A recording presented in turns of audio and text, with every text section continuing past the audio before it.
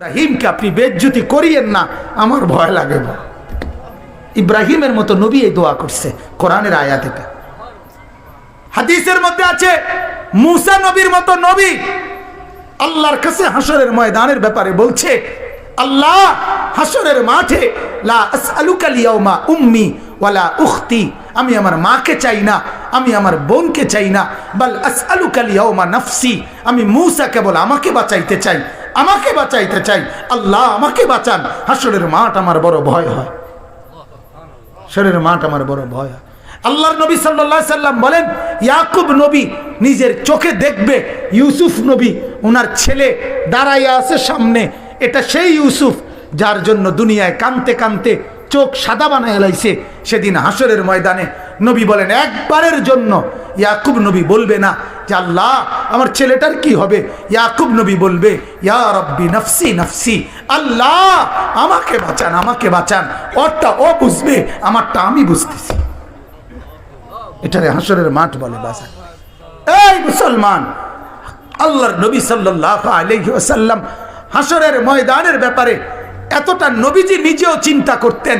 আপনারা সবাই শুনছেন, জানেন, 5 ওয়াক্ত নামাজের পরে ওলামায়ে কেরাম থেকে জিজ্ঞেস করে দেখেন, 5 ওয়াক্ত নামাজের পরে নবীজি নিজে যার হাসরের আখিরাতের মর্যাদার কোনো সীমা পরিসীমা নাই, সেই নবী 5 ওয়াক্ত নামাজের পরে যে কতগুলো দোয়া করতেন, এর মধ্যে একটা দোয়া, নবীজির একটা দোয়া ছিল এটা, আল্লাহুম্মা হাসিবিনি হিসাবান ইয়াসীরা, আল্লাহ এই বন্ধু আমি আপনার, আমারও বড় ভয় লাগে, আমার হিসাবটা সহজ করে দিয়েন। নবীজি বলছেন এই কথা। অথচ নবীকে আল্লাহ বলছে ওয়ালাল আখিরাতু খায়রুল লাকা মিনাল উলা, বন্ধু দুনিয়াতে আপনাকে যা দিলাম, আখিরাতে যা দেব, এই দুনিয়ার গুলোর চাইতে ওইগুলো অনেক বেশি উত্তম, অনেক বেশি দামি। এরপরও নবী বলেন, আল্লাহ আমার ভয় হয় আমার হিসাব যেন সহজ হয়।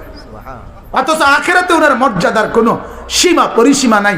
আল্লাহ তাআলা হাদিসে কুদসিতে বলছে, বন্ধু হাসরের মাঠ আমি আপনার মাঝে আর আমার মাঝে ভাগ করে নেব, কাসামতুল কিয়ামাতা বাইনি ওয়া বাইনাক, আমার মাঝে আর আপনার মাঝে কিয়ামতের দিনটাকে আমি ভাগ করব।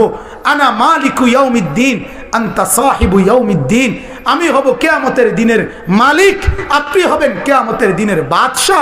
আপনি বলবেন আমি শুনবো, আপনি সুপারিশ করবেন আমি গ্রহণ করব, আপনি চাইবেন আমি দিতে থাকব, আপনার হাতে আমার ইজ্জতের পতাকা দেব, আপনার জন্য আমার আরশের নিচে মাকামে মাহমুদের আলাদা জায়গা দেব, আপনার জন্য জান্নাতের দরজা প্রথম খোলার উদ্বোধনের অধিকার আপনাকে দেব।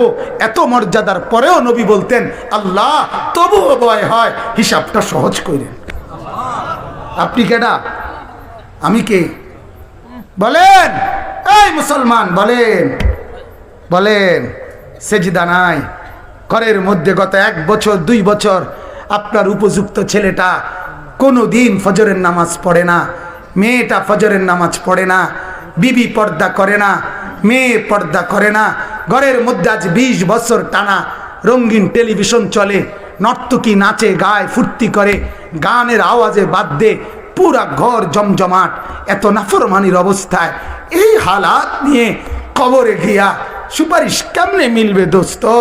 আখিরাতে নবীজির সামনে দাঁড়াবেন কিভাবে? আল্লাহর নবী তো বলবে, উম্মত এভাবে বেজ্জতি করলি কেন?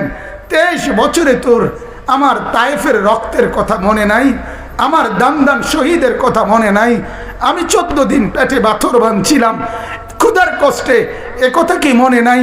আমি 3 মাস চুলায় আগুন জ্বলে নাই, একথা কি উম্মত মনে নাই?